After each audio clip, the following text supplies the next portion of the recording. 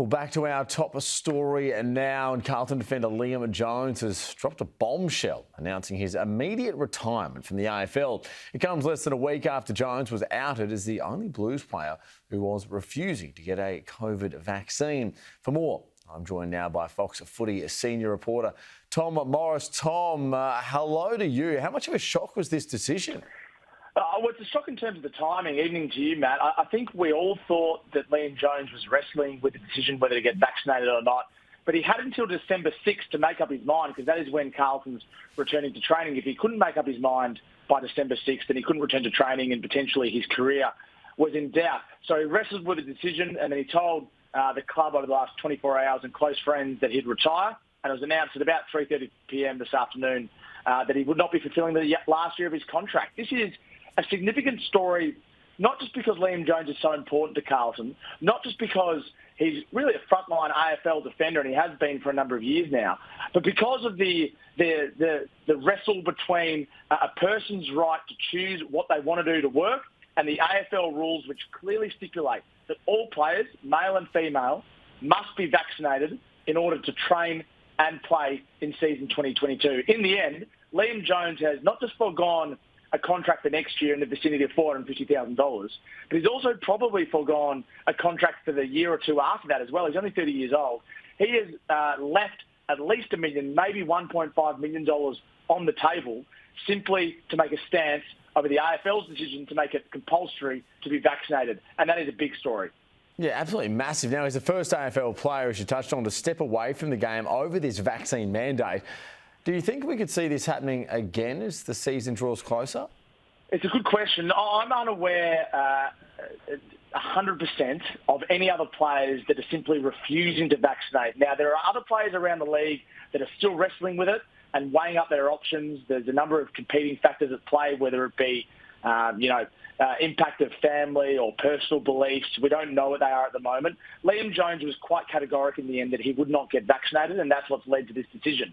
I'm sure there's other players around the league, and this might become more public over the next few weeks, Matt, that are wrestling with a decision, that are weighing up whether to get vaccinated or not. So I wouldn't be surprised if it was a story down the line. But at the moment, Liam Jones is the only men's player to confirm that they would not be vaccinated. And I think it's probably going to be an issue for AFLW players as well. We've seen that Dani Verhagen in the Adelaide team, who's actually an ICU nurse, has refused to get vaccinated and as a result can't train at the moment. So I think we're going to hear more of it.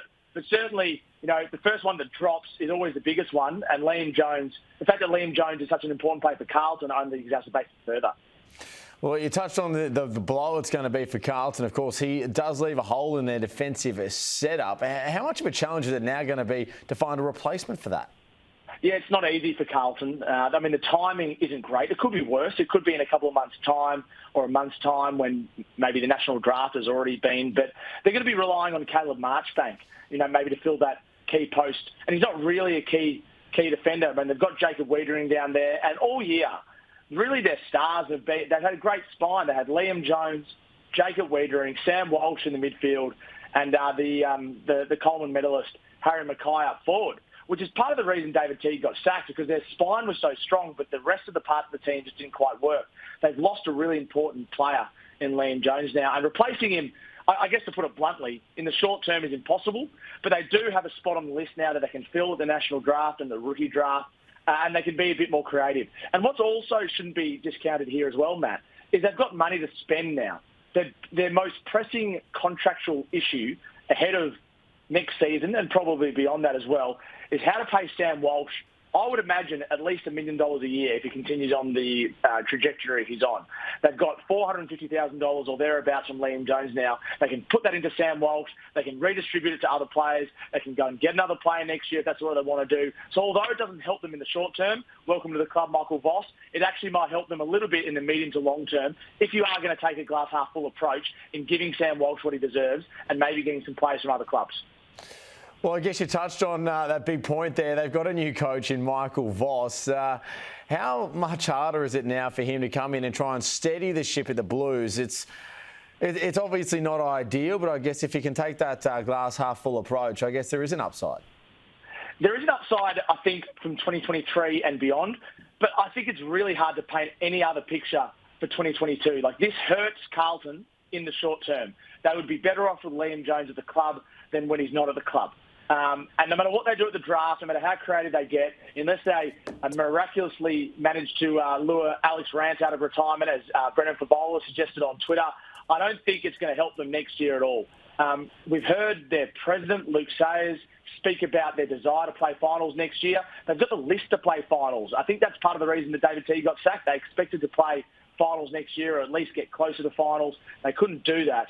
And without Liam Jones, it's going to make that job harder. This is not to say they can't do it. This is not to say it's such a big blow that you may as well write next season off. That's not the case at all. They've got enough good players around the place. But key defenders, good intercepting key defenders, they don't grow on trees. Liam Jones has become that over the past few years after being probably a struggling lead-up forward early in his career at the Western Bulldogs. He found a niche at Carlton. He's an athletic player, and he'll be missed. There's no doubt about that in 2022. Okay, Tom Morris keeping us updated as always, mate. Thank you very much for your time. We'll speak to you again soon.